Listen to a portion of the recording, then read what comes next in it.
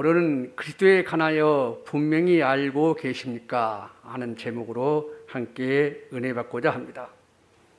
마태복음 22장 41절에서 46절입니다. 바리새인들이 모였을 때 예수께서 그들에게 물으시되 너희는 그리스도에 대하여 어떻게 생각하느냐? 네 자손이냐? 대답하되 다윗의 자손이니이다. 가라사대 그러면 다윗이 성령에 감동하여 어찌 그리스도를 주라 칭하여 말하되 주께서 내 주께 이르시되 내가 내 온수를 내 발 아래 둘 때까지 내 우편에 앉아 있으라 하셨도다 하였느냐. 다윗이 그리스도를 주라 칭하였은즉 어찌 그의 자손이 되겠느냐 하시니 한 말도 능히 대답하는 자가 없고 그날부터 감히 그에게 묻는 자도 없더라. 성경은 예수님이 설명하였습니다. 모세의 율법과 선지자의 글과 시편의 나를 가르쳐 기록한 모든 것이 이루어져야 하리라. 모세의 율법, 선지자의 글, 시편, 구약은 모형과 그림자로서 예수님을 가리키고 있습니다. 예수님에 관한 이야기인 것입니다. 오늘은 시편에 예수 그리스도께서 하신 일들이 기록됐습니다.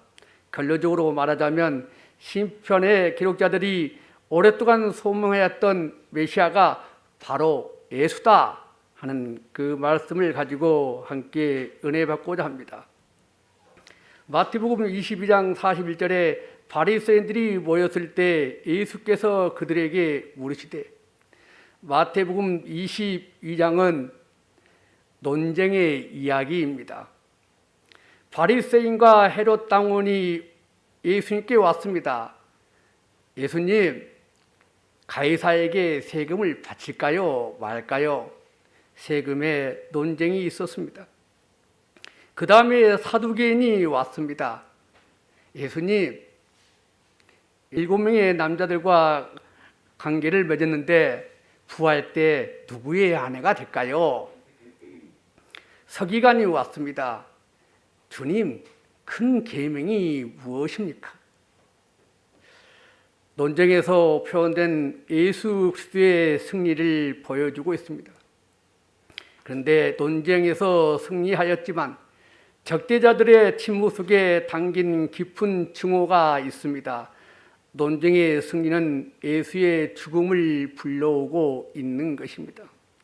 그런데 예수님이 도리어 바리새인들에게 이제 질문했습니다.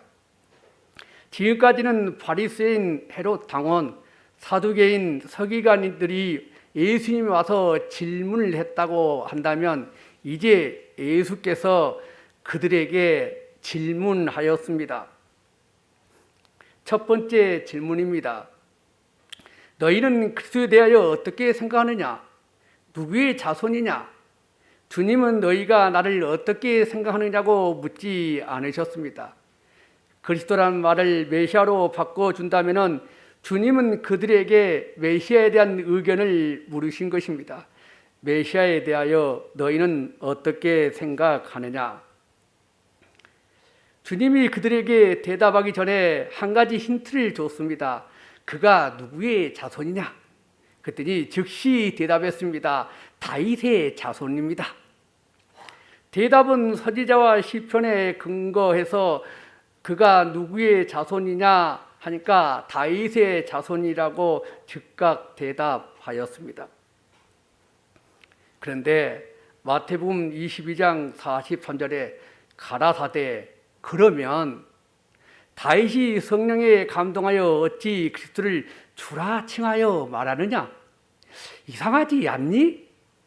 다윗의 자손이라고? 그런데 다윗이 그리스도를 주라 칭하였으니 어찌 그의 자손이 되겠느냐? 그것은 그들에 대한 메시아에 대한 개념이 잘못됐다는 것입니다. 자기들은 메시아에 대해서 잘 알고 있다고 생각했습니다. 그런데 메시아에 대하여 무지했던 것입니다. 이상하지 않니? 질문했습니다. 가라사대 그러면 다윗이 성령에 감동하여 어찌 그리스도를 주라 칭하여 말하였느냐. 시편 110장입니다. 다윗이 성령으로 감동하여 메시아에 대하여 기록했습니다. 예수님의 메시아 되심을 예언하는 메시아의 예언시가 7개가 있습니다. 여러분이 잘 알고 있는 시편 22편 고난 받으실 메시아, 시편 110편 영원한 왕과 제사장이 되시는 메시아. 우리가 시편 전체에서 신약 성경을 자주 보면은 시편 110편이 가장 많이 인용되어 있습니다. 시편 110편을 알아야 오늘 말씀을 이해할 수가 있는 것입니다. 예수님이 구약 성경 시편 110편을 가지고 그들에게 설명하고 해석하게 된 것입니다. 시편 110편 1절에 여호와께서 내 주에게 말씀하시기를, 시편을 기록한 사람은 다윗입니다.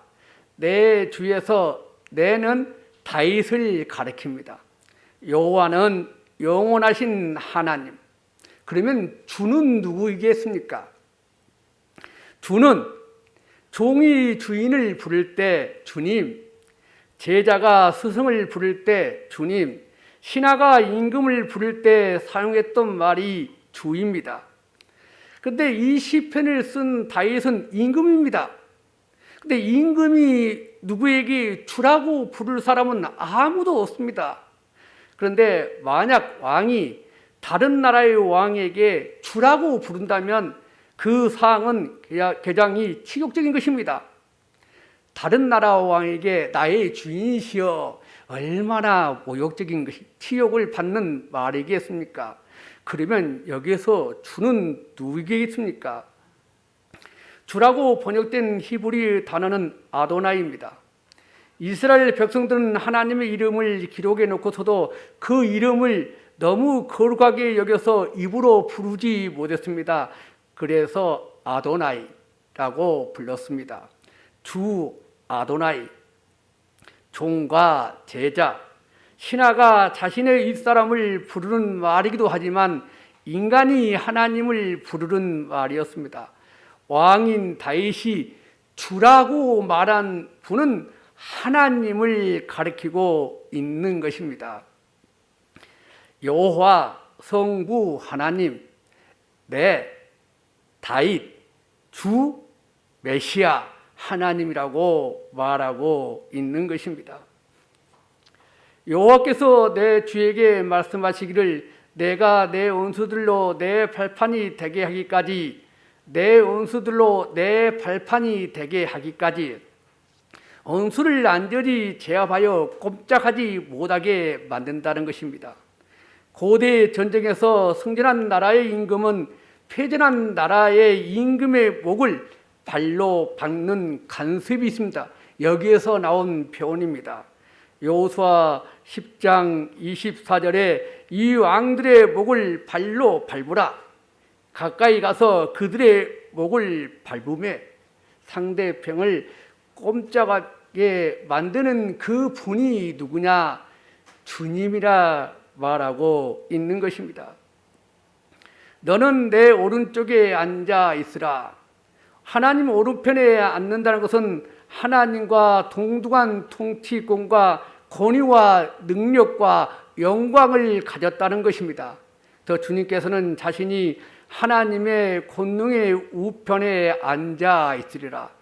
통치권과 능력과 영광을 가지고 있는 분이라고 말하고 있습니다. 여호와께서 시온에서부터 주의 권능의 귀를 내보내시니 주는 원수들 중에 다스리소서. 홀, 왕권과 통치권을 가리킵니다. 홀은 왕권을 상징하는 것입니다. 여러분이 에스더의 이야기를 잘 알고 있죠. 죽으면 죽으리다. 왕이 홀을 내미지 아니하면은 나는 죽습니다. 그래서 여기에 홀은 왕의 권위를 말하고 있는 것입니다. 창세기 49장 10절에 홀이 유다를 떠나지 아니하며 치리자의 지팡이가 그 발 사이에 떠나지 아니한다고 말하고 있습니다.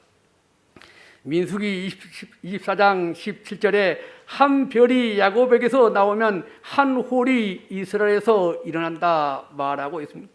그리스도께서 원수들이 지배하는 이 땅에 오셔서 하나님의 나라를 세우시고 원수들을 굴복시킬 거라는 그 예언이 있었던 것입니다. 시편 110편 4절에서 7절에 제사장과 승리자인 메시아 여호와는 맹세하고 변하지 아니하시리라. 이르시길 너는 멜기세덱을 따라 영원한 제사장이라 하셨도다. 제사장이신 예수님을 설명하고 있는 것입니다. 5절에서 7절에는 심판주로 오시는 그리스도에 대한 예언입니다. 주의 오른쪽에 계신 주께서 그의 노하시는 날에 왕들을 쳐서 깨뜨리실 것이라. 문 나라를 심판하여 시체로 가득하게 하시고 여러 나라의 머리를 쳐서 깨뜨리실 것이다. 우리 주님은 구속주이십니다. 우리를 위하여 목숨을 주실 정도로 우리를 사랑하고 우리에게 은혜를 베풀어 주십니다. 그렇지만 심판주도 되십니다.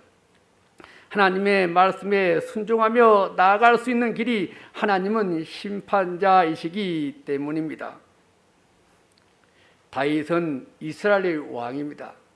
시편 110편을 기록하면서 다윗이 메시아의 왕 되심을 노래하는 것은 자기 우위에 영원한 왕이 계심을 잊지 않았습니다.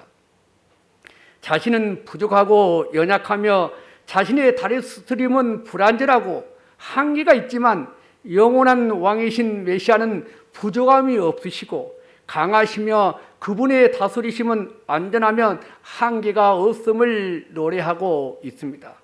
다윗은 자신이 왕이 아니라 진짜 왕은 따로 있다는 것을 늘 의식하며 살았다는 것입니다. 그래서 시편에 기록된 것은 바로 그분이 메시아, 바로 예수다고 설명하고 있는 것입니다.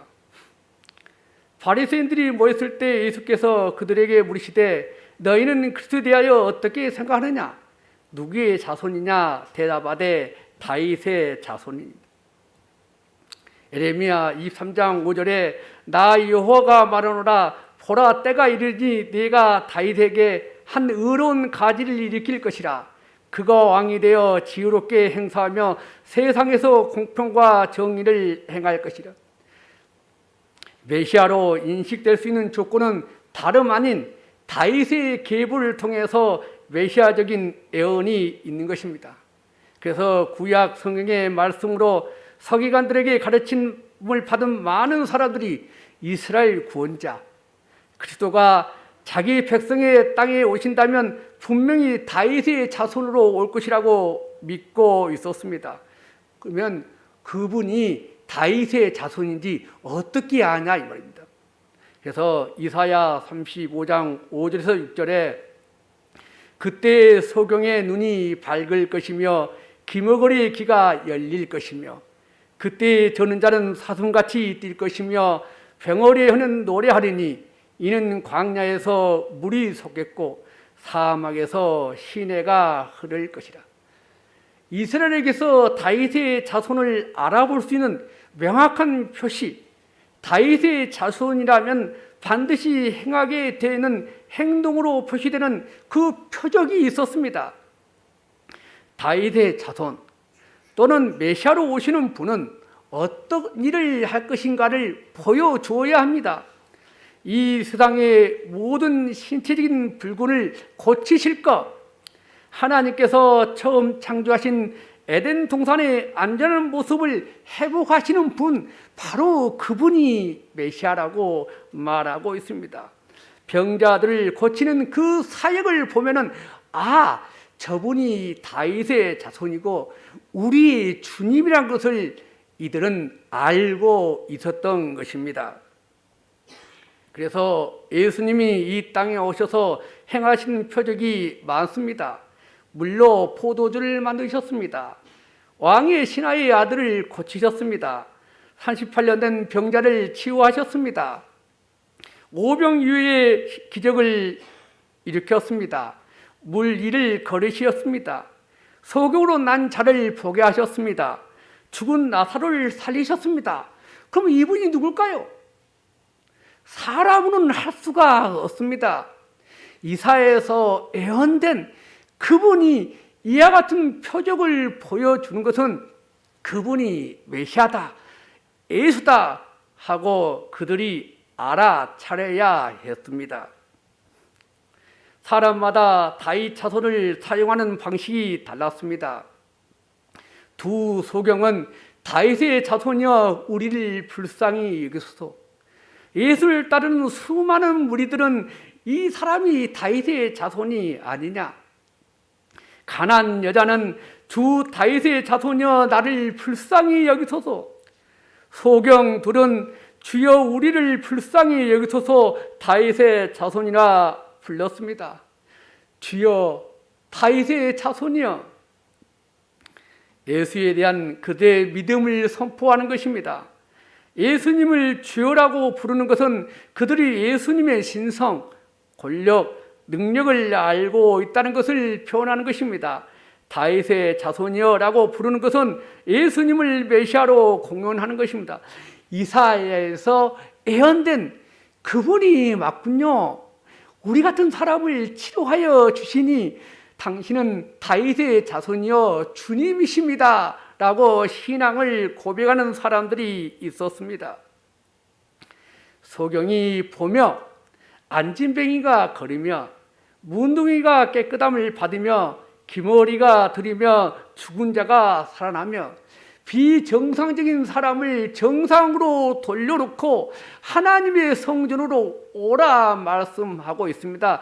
바로 이와 같은 일을 하신 분이 누굽니까?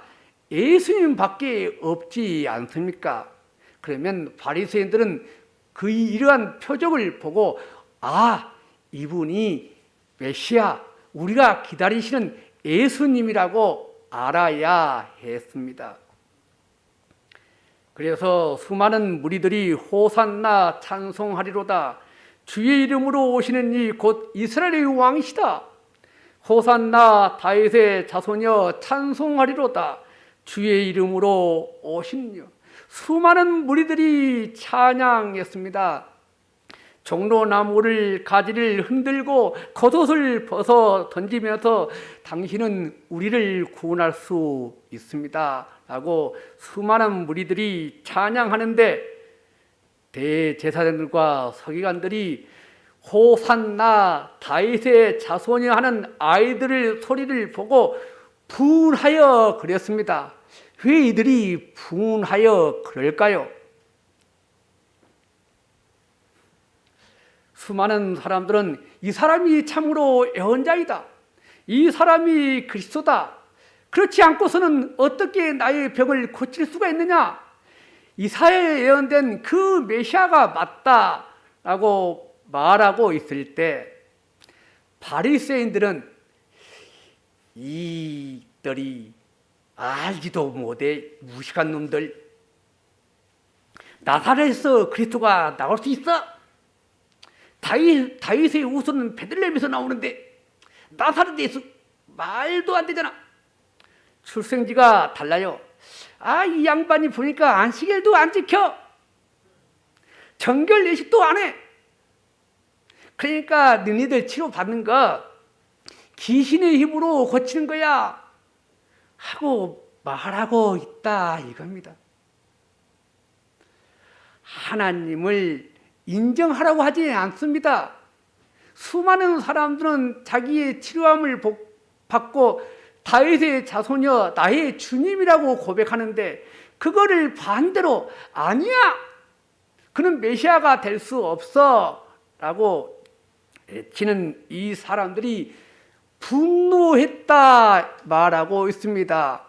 그러면은 분노하면은 뭐 하는 걸까요? 죽이는 거죠. 이렇게 서로 상반된 반응을 가지고 있었다고 말합니다. 예수께서 바리새인들에게 너희는 그리스도에 대하여 어떻게 생각하느냐? 누구 자손이냐? 왜? 다윗의 자손이다. 그들은 그리스도가 다윗의 자손인 줄은 알았습니다. 그가 하나님의 아들인 것은 알지 못했습니다. 가장 중요한 사실이 무엇입니까? 하나님의 아들이란 것입니다.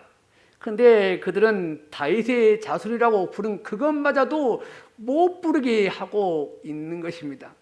여러분의 삶 속에 다윗의 자손입니까?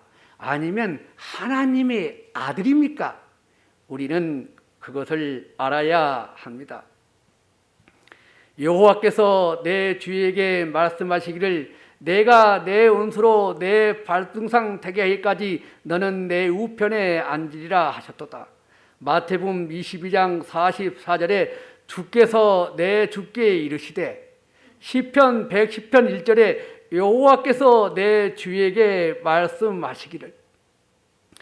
마태는 주라는 단어를 사용했습니다. 마태는 왜 구약의 여호와를 주, 크리오스로 바꾸었을까요?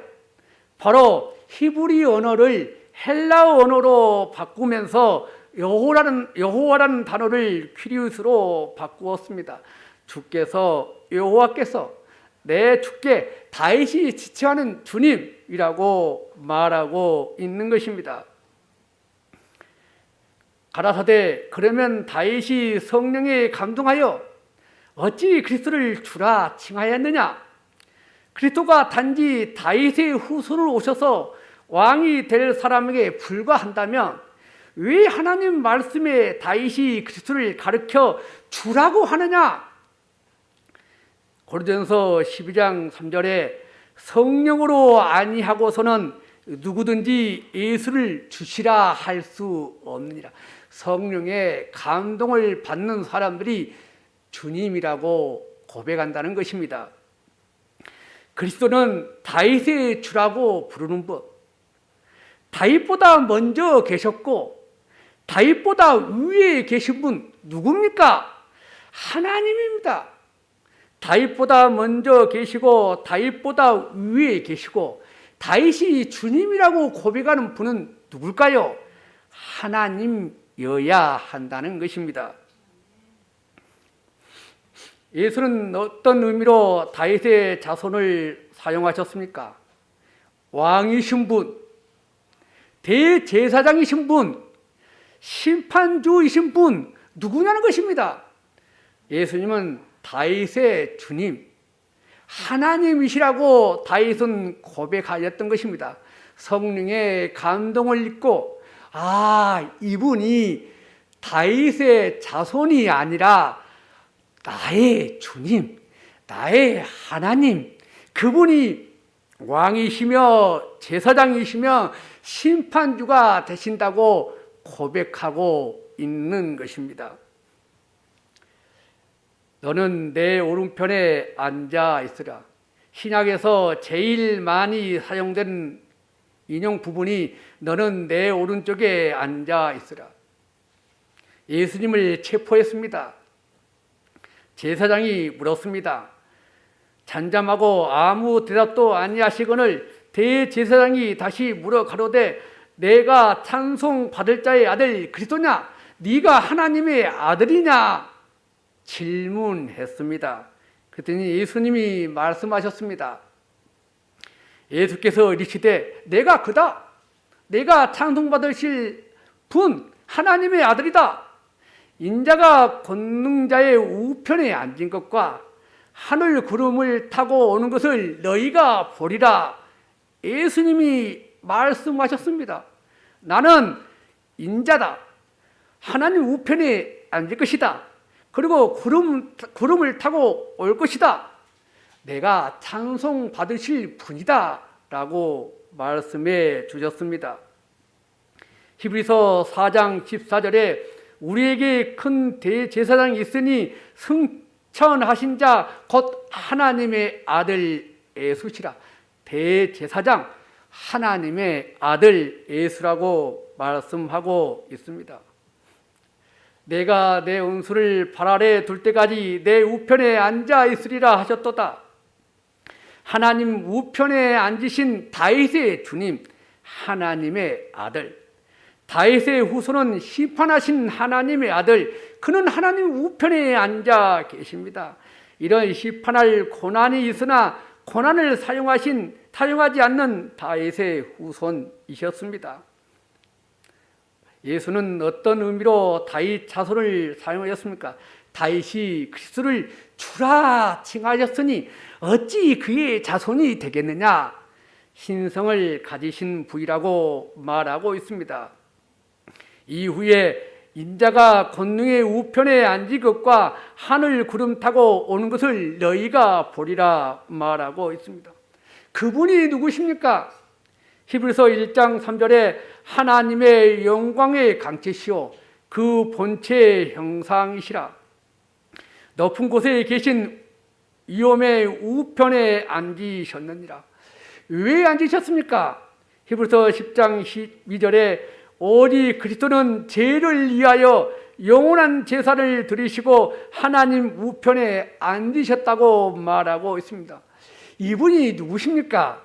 히브리서 12장 2절에 믿음의 주여 또 온전케 하시는 이인 예수를 바라보자. 저는 그 앞에 있는 즐거움을 위하여 십자가를 참으사 부끄러움을 개의치 아니하시더니 하나님 보좌 우편에 앉으셨느니라. 하나님 보좌의 우편에 앉으신 분이 십자가를 지셨다. 그 십자가를 지신 분이 누구냐? 믿음의 주여 온전케 하신 예수다라고 말하고 있는 것입니다. 히브리서 8장 2절에 이제 하는 말이 중요하다.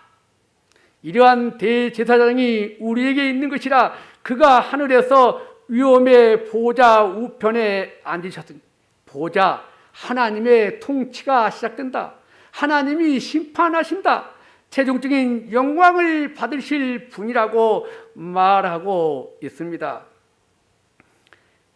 보좌 누가 봤을까요?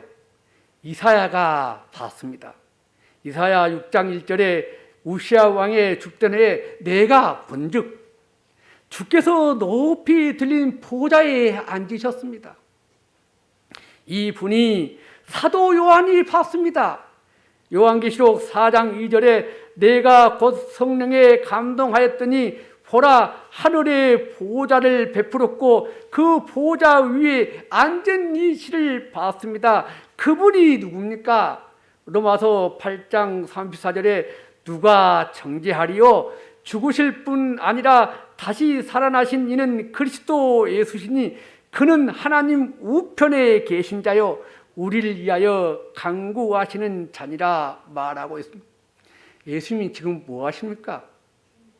우리를 위해 끊임없이 중보하시는 대제사장의 역할을 하고 있다고 우리에게 말해주고 있습니다.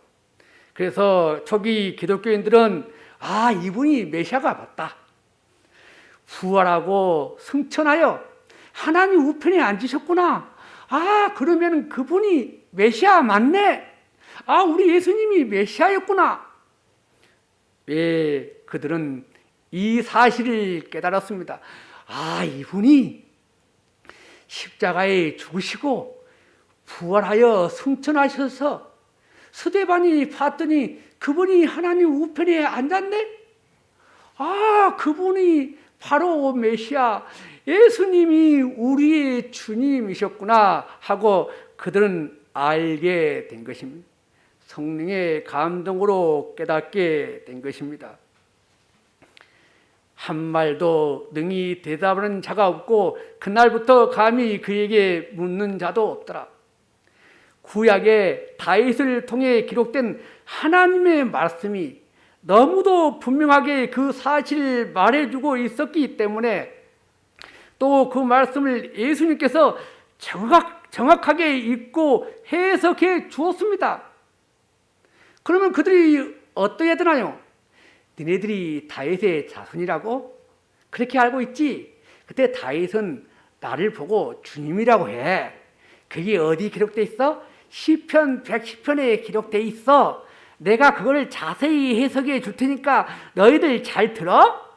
해석해 줬습니다. 그러면 그들이 어떠해야 되나요? 아, 그 말씀이 맞군요.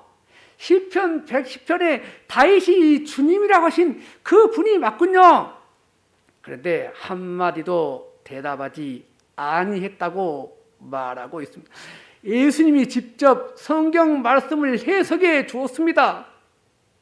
그들이 하나님에 대해서 잘 알지 못하기 때문에 바리새인들에게 질문하시고, 너희들이 알고 있는 것이 다윗의 자손이 아니라 다윗이 주님이라고 불렸던 분이 바로 나야. 성경을 통해서 해석해 주었습니다. 그런데 왜 그들이 받아들이지 않을까요? 그리고 묻는 자가 없었습니다. 시편 110편에 따라 하나님으로 인정해야 했습니다. 시편 110편의 말씀에 따라 성경 말씀을 인정해야 됐습니다. 그들은 부정한 것입니다. 하나님으로 인정하지 아니했습니다. 예수님이 성경 말씀을 펼쳐서 그들에게 해석해 주었는데도 인정하지 않는 것입니다. 시편에 있는 말씀도 부정해 버린 것입니다.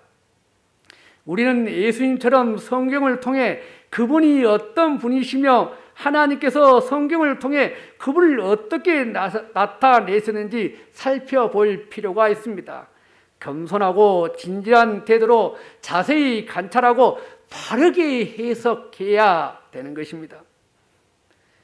바리새인들이 왜 몰라 봤을까요?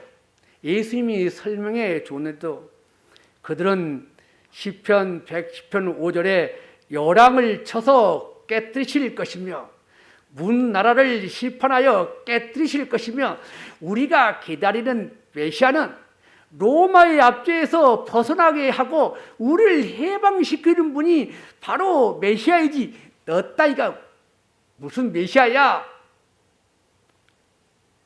1세기 당시 유대인들은 다윗의 자손으로서 메시아를 정치적, 민족적, 군사적으로 이해하고 모든 원수를 정복하고요, 우리를 해방시켜줄 그분이 진짜 메시아라고 생각하고 있었다는 겁니다. 그러니까 예수님이 성경을 해석해 줘도 그들은 받아들이지 않습니다. 병을 치료해? 바다 위를 걸어? 말도 웃기지 마. 그거 아무 필요 없어. 우리를 로마에서 해방시켜준 그 메시아가 진짜라고 말하고 있는 것입니다. 얼마나 답답합니까? 여러분은 어떻게 생각하십니까? 예수를 누구라 생각하십니까? 다윗의 족보에 따라 다윗의 자손으로 살았던 한 사람입니까? 우리의 삶의 교훈이 되고 도전이 되고 모범이 되는 성인 군자로 보십니까? 하나님께서는 말씀을 통해 분명하게 드러내신 것처럼 다윗의 자손이면서 동시에 다윗의 주님이신 다윗의 하나님이라고 생각하십니까? 영생은 곧 유일하신 참 하나님과 그의 보내신 자 예수 그리스도를 아는 것, 거기에 영생이 있는 것입니다. 예수를 누구로 보는가에 따라서 여러분의 운명이 달려 있습니다. 예수님을 누구로 보는가에 따라서 여러분의 소망이 달라진 것입니다.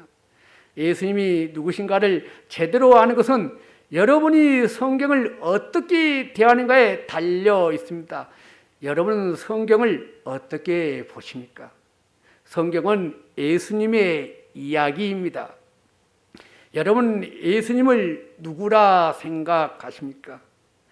바리새인처럼 예수님을 하나님의 아들인 것을 부정하며 살겠습니까? 아니면 우리가 직접 성경 말씀을 읽어보니까 이 예수님이 우리를 구원하신 왕이시오, 구원자시오, 심판자이시오, 생명이신 그분, 우리에게 영생을 가져주신 그분으로 믿고 살고 있습니까? 여러분이 인생을 스스로 결정해야 됩니다. 여러분에게 영생을 가져다 주실 분은 과연 누구이십니까?